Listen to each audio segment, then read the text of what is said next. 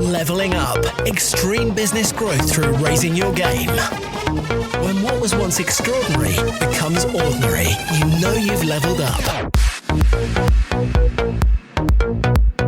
Hello and welcome to the Leveling Up Podcast with me, George Swift. The Leveling Up Podcast is here to give you the personal development, the entrepreneurial development and the business growth that you, the ambitious business owner, desires. I'm here to give you the motivation, the inspiration and to challenge your aspirations to take you and your business to the next level. Don't forget, subscribe to this podcast and never miss an episode.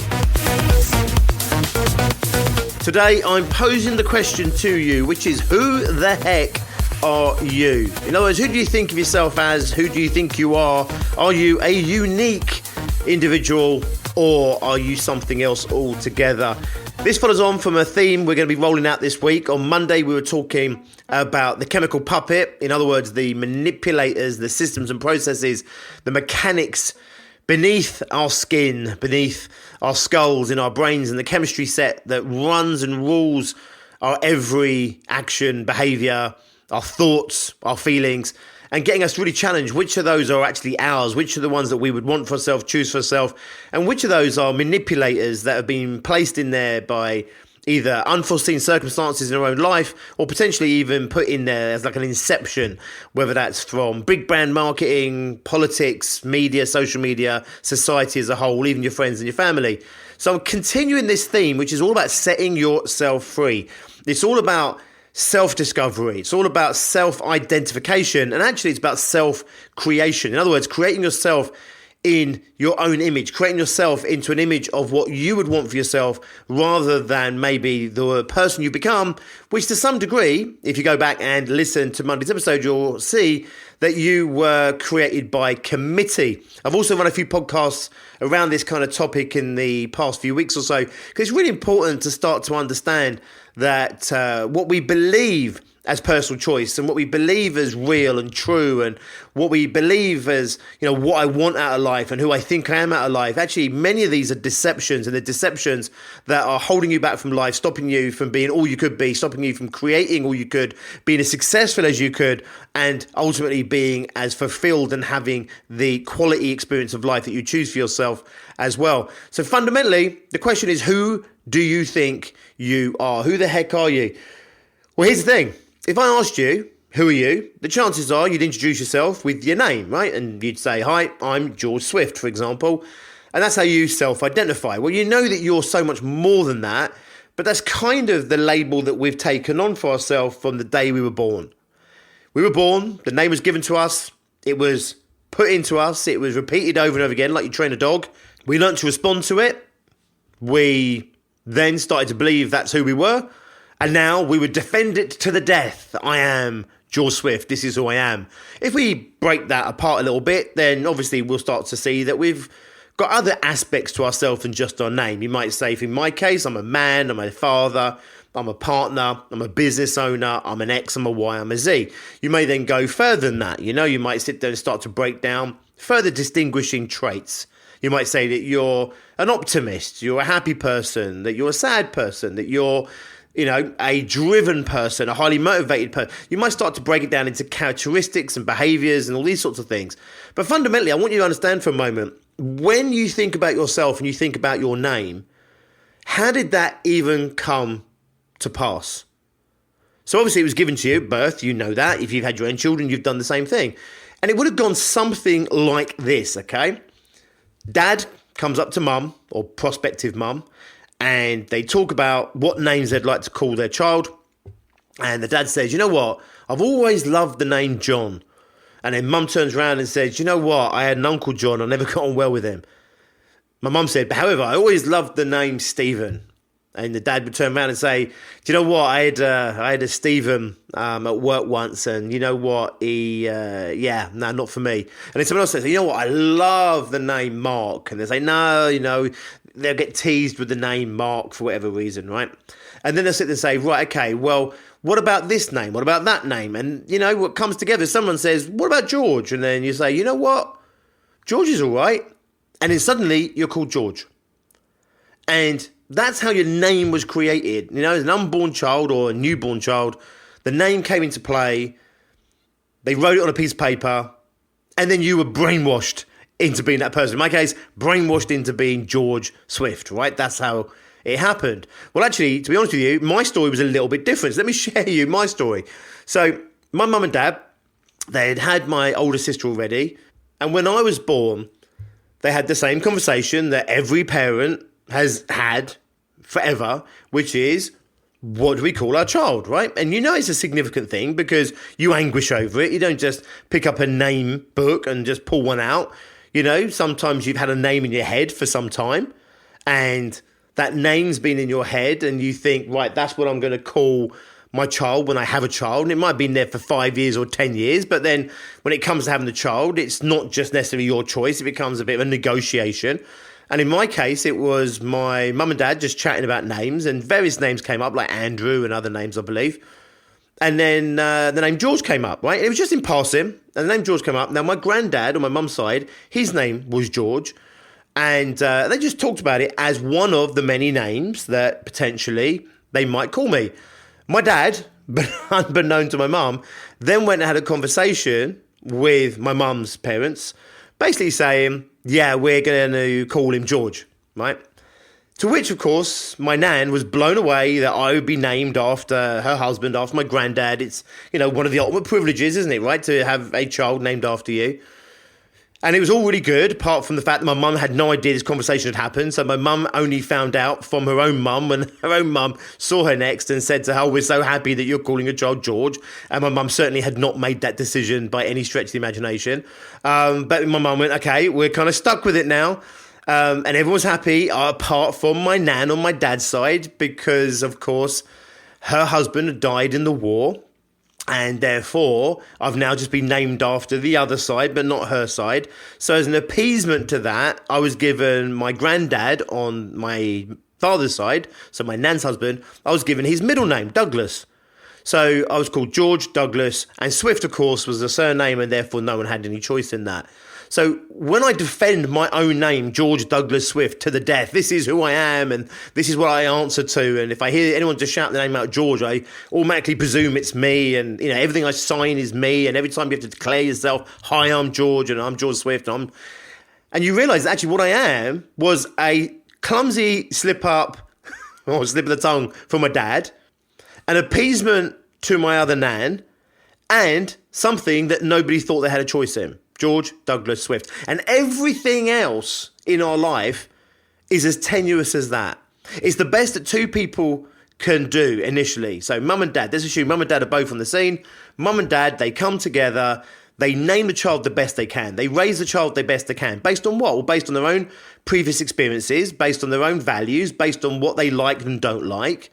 And they compromise, and together they kind of create this hybrid person in an image that they hold themselves. And what happens, of course, is then you step into that because you're conditioned and trained from birth to be George Douglas Swift and everything that George Douglas Swift is, and, you know, the values of my mum and dad and everything I've just talked about. And then I take them on for myself, and that's who I think I am. And then I go out, and then society has a say in that as well. And they tell me who they think I am, and friends will tell me who they think I am. And before you know it, you know, you're this constructed hybrid person, which is a version of other people's ideas, other people's concepts that have amalgamated into this version of myself, which I make the mistake of thinking it's me. And then I perpetuate that personality, I perpetuate that person over and over again. So for many people, maybe they were said that they were they were never going to be the intelligent one. Let's say, for example, a parent said, you know what, let's be honest, you're never going to be the intelligent one in the family. And they just took it on as an identity, and they believe that to be true, and they go out and perpetuate that as a version they believe of who they actually are, rather than actually it was a construct that was created from someone else. Someone else might be sat there and said, you know what, you're always going to be a winner in life. You know, we have such high expectations from you. And that person takes that on board, and they're trying to appease their mum and dad and appease their teachers or whoever else has been involved in the collective configuration of their personality. And they go out there and then they take on this, this kind of persona of someone that has to do well and the drive and, they become a perfectionist and, maybe they become highly driven, highly successful, but they still aren't necessarily happy because they're always trying to prove something or whatever it might be. You understand this, right? You get how it works. The point is podcast actually, to say who the heck are you, is actually asking you to disseminate between all of the aspects of yourself that actually aren't you. They're amalgamations of other people's interpretations of you, concept of you, training of you, just like they would train a dog. Other people's ideas of right and wrong and good and bad. And actually start to break that apart and start to ask the real deep question, which is, well, who the heck am I then? If George Douglas Swift is just a label that I was given, which was an amalgamation of my mum and dad coming together, a bit of a cock up, an appeasement to my nan and a surname that everyone thought there was no choice in the matter, who could I be? If I took back the choice, who could I be? Now, you may decide to go out and change your name, and many people have done that because when they re-identify themselves or when they want to redesign themselves, they start by maybe potentially changing their name, or maybe they start with an idea of who that person is, and then they come up with a new name that fits that new identity because they feel trapped by the old identity. Now, I'm not saying you have to necessarily do that. I've never felt the urge to go out and change my name. I was bullied and picked on for many of my childhood years because George, if you're a certain age, you'll remember George and Mildred, which was a comedy program in TV when I was little. George and Zippy and Bungle. So I was always asked where Zippy and Bungle were because George was this sort of slightly dopey but lovable hippopotamus on Rainbow. And of course, if you're a certain age, no one will ever forget this one. Georgie Porgy, Puddin' and Pie, kissed the girls and made them cry. When the girls come out to play, Georgie Porgy ran away. Okay, and of course, that then haunted me for the whole of my primary school. So I've had my fair share of torment about my name, and I kind of cursed my mum and dad occasionally in the past, this name, right? However, like most people, you get over it.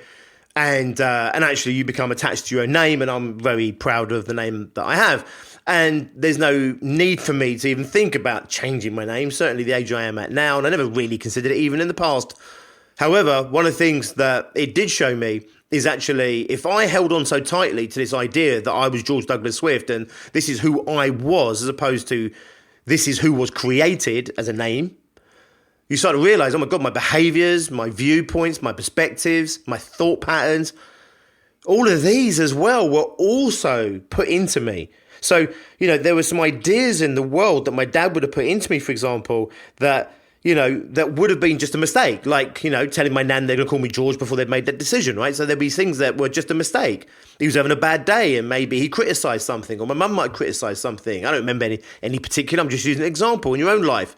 Potentially your mum or your dad had a bad day and they just made a mistake, right? And that went in and that became part of your psyche, part of your personality, part of who you were. And that affects your behaviours now and maybe how you live your life now and therefore ultimately what you have now in your life and the life that you live now. And maybe there was other aspects of your upbringing or my upbringing where these were appeasements, It's like, doing the thing you thought you should do, appeasing other people or appeasing society. Maybe they didn't necessarily truly believe in it, but they thought it was still the right thing to do. So that was instilled in me as well. And that became part of who I am. And I believe that's who I am as well. And then there'll be things that people believe absolutely there are no choice over. There's no choice over. You must do this, you must do that. For some people, there's no choice. You must get a good education. Many children are raised, you must get a good education. Other children are raised where they're saying, you know what? You must go out and earn a living. You must go out and graft. You must work hard in this world. Other people are, you must go out and follow your dreams, follow your passion. Other people are, forget your dreams, forget your passion. You've got to go out and do what you need to do to provide for your family. And all these ideas and concepts, none of them are ill-meaning. None of them are mean. None of them were put into you as an experiment to see how they could fuck a person up. However, they're all in you now. They're all part of your personality. And just like your name, you wear them like this is it. This is who I am. And this is, who I present myself to the world as. And there's a version of life that this person gets to live. And there's a version of success that this person gets to have. And there's a, version of fulfillment that this person gets to exist in. And then you start to realize if you're frustrated in life or you just understand that life can be better than what it is right now. I can have a better experience of life. I could create more in life, do more in life. I can have a bigger impact in life. And you start to realize actually that many of these self-identifiers that aren't even mine, they were put in me and planted in me, were actually the things that have been holding me back to where I am right now. And therefore, I need to re-identify myself. I need to redesign myself. I need to reinvent myself. I need to step into a version of myself that I choose for myself, step into a version of myself that I can be proud of. But before you can recreate who you are, you have to understand that you were created in the first place. You see, if it's not me, this isn't who I actually am, but this is who I was created to be. This is who you were made to be through the same principles I'm sharing here right now, and through your own chance experience of life. And I talked about on Monday about your witnessing of life, so other people's experiences, and also the teaching and the lessons that you receive through life, whether that's through your teachers, through your mum and dad, your peers, through your bosses, through TV programs, film, media, magazines, the books you read, whatever it is, all these versions of right and wrong, these versions of how you should be and shouldn't be, who you are and who you want, all this goes in and it starts to create this hybrid version of yourself that I call it. And before you can redesign it, reinvent it, rebuild it, you have to understand that fundamentally it was designed and built in the first place, but it was designed and built by a committee without an organized thought about what they were doing. Mum and dad didn't sit back and say, right, before we interact with our child, how are we trying to shape our child? What do we want them to be like? What sort of future do we want them to have? All they thought was, they want me to be happy, and based on their own values, their own belief systems, their own experiences of life, their own imposed limitations based on their own experiences that I'm describing here right now that they also had, they did the best they possibly could. And so did your mum and dad, and so did all the other mums and dads. They did the best they possibly could with what they had access to. However, what they didn't have access to was a fundamental blueprint of your true self. They created a version of you that they thought was going to help you be successful based on their own definitions of success. So for some people, it's about don't be too rich. For other people, you must go out and make loads of money. For some people, it was, everything is about the family. And for other people, it's like you sacrifice your family to go for everything. Whatever the lessons were, right? Where they're contradictory in terms, sometimes they are, or where they complement each other. The truth of the matter is what you had was a whole hodgepodge of ideas and constructs and concepts of who you are, how you should be. You took them on, you make them yourself, just like you strongly believe vehemently that you are your name and that is your overriding identifier. And then you go out and you live that in the world and you share that with the world and everyone interacts with that in the world. And therefore, of course, you get to create a version of the world that you exist in based on those identities, based on those behaviors, that personality, even how you see yourself, see the world, see other people in the world. So little of this was you. I said this on Monday and I've said this in previous podcasts some weeks ago. So little of who you are is actually you. So little of your life is actually what you have actually created. Now, I know, of course, you are you and the life you've created, you went out and created. What I mean by this is you didn't necessarily choose this stuff. It was stuff that was in you. It was habitual thought patterns that you were brainwashed with, again, with no ill intent. But you were brainwashed into being George Douglas Swift. I was. Brainwashed into being a good boy or being a quiet lad or being outspoken and confident or being humble and respectful, asking for what you want or don't ask for what you want, you'll never get. All these different lessons that we have from our parents that are, again, an amalgamation of all of their experiences in life and who they believed they were. And then they became those people. Does it make sense? And this is how we perpetuate it. But we live in a time of understanding like never before, where we really understand how we are created, how personalities are created, behaviors are created. I'm having a conversation with you right now, explaining to you, that you were a created manifestation of who you have become, which a model I share quite often, and I've shared it on this podcast previously, is like having, 20 people in a room, each with a lump of clay, and saying, right, build me a human being. And they do it not by committee, but individually. So, everyone does the best they can. Someone builds a leg, someone else builds a leg, somebody else builds a third leg, because they're not talking to each other. They're not aware of the impact that each are having. They're not trying to build a singular person. So, grandparents give you certain values in life, and mum gives you certain values, and dad gives you certain values, and your teachers and your heroes that you worship, whether they're movie stars, pop stars, whatever, they give you a version. And what happens, of course, is that it's like this deformed clay character that you think is you, and you hobble through life tormented by the fact that life isn't working as well as it could and as well as it should, knowing somehow that it could be better, that you could be better, but trapped in this disfigured form that is a committee coming together without communicating around the overall finished, complete article they're trying to create, all working independently, trying to do the best they can to create this incredible sculpture.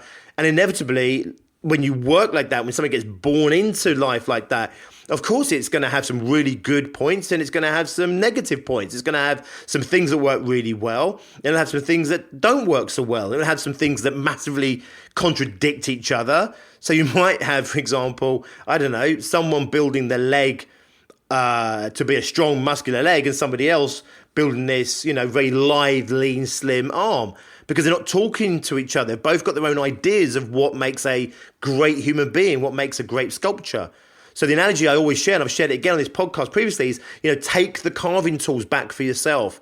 Take the raw material that everyone's given you. Take the raw material that mum and dad and society, your friends, your family, all your experience to this point. Take all that raw material, and instead of hobbling through life, this disformed creature trying to do the best you can, where you're trying to be happy, but you've got these things that are holding you back from happiness. You're trying to be a great parent, but there's other aspects of your personality that are getting in the way of that. You're trying to be an athlete, a slim person, a healthy person, but there's other aspects in your personality that are holding you back into, greed or into being unhealthy. There's aspects of you trying to be successful in business, but there's other aspects in you trying to be the perfect mum and the perfect dad, and they're not necessarily complementing each other because they weren't instilled as a singular thing. They weren't built into you harmoniously. There were different values and concepts and beliefs and ideas that were all thrown into the same melting pot.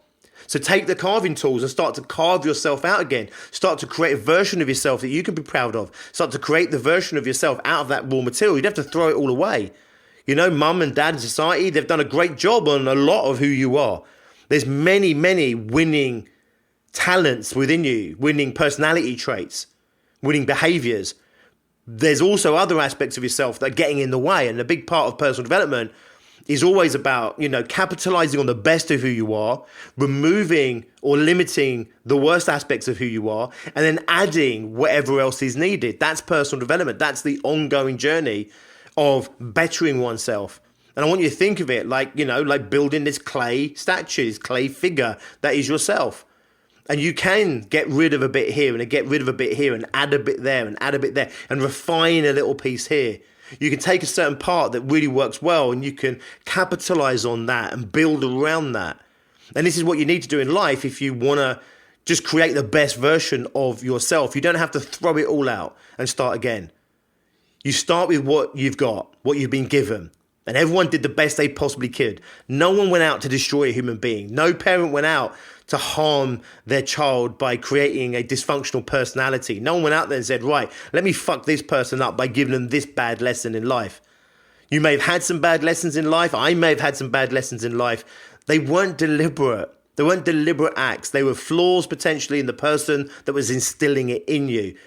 But I can tell you now, people were doing the best they can to help you in the best way that they knew how, but it was limited in terms of how they knew how to create you in the best possible way. Does this make sense? So take that raw material, feel blessed for the raw material that society's given you, family's given you, mum and dad have given you, and even all the shit that they gave you and all the stuff that's happened in your past and even all of the chance experiences of life that maybe have damaged you and maybe deformed an aspect of your personality. Is be grateful for all of that raw material, because out of that raw material, you can carve out a version of yourself that you can stand in front of yourself and be truly proud of who you are, a version of yourself that can go out and achieve what you want to achieve, be who you want to be, have what you want to have, help in the way you want to help, be the parent you want to be the father, the mother you want to be the partner you want to be, the wife, the husband, be the business owner you want to be. Whatever it is that you want to create a life, it starts from an identity within you, and you need to bring that identity to the surface, and it's yours to do. Because if you don't pick up the carving tools, then society and the world will continue to create a version of yourself that they think you should be. So for me, This week is all about setting yourself free.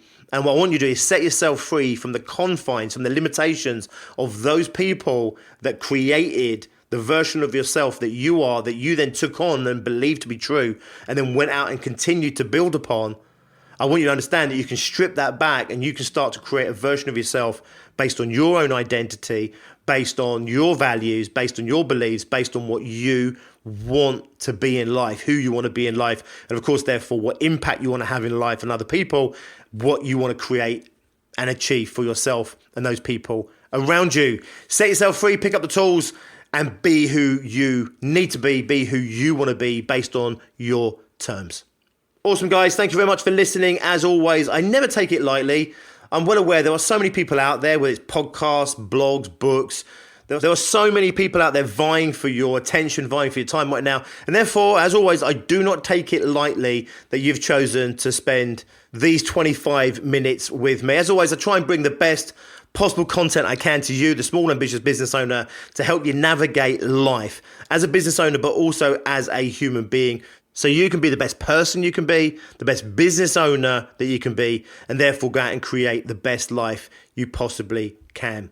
To help you on your way, if you are a 5-figure service-based business, you're currently doing 10, 20, 30, 40, maybe 50,000 in revenue, but for whatever reason you haven't yet hit 100 grand, then the 6-figure fast track is waiting for you right now. You can find that at biggerbrighterbolder.co.uk/fast track. I'll drop the link in the descriptions of this podcast. You'll also find a link there to my book and some other free resources there to help you on your ongoing journey. Don't forget also to go back and listen to the back episodes of this podcast.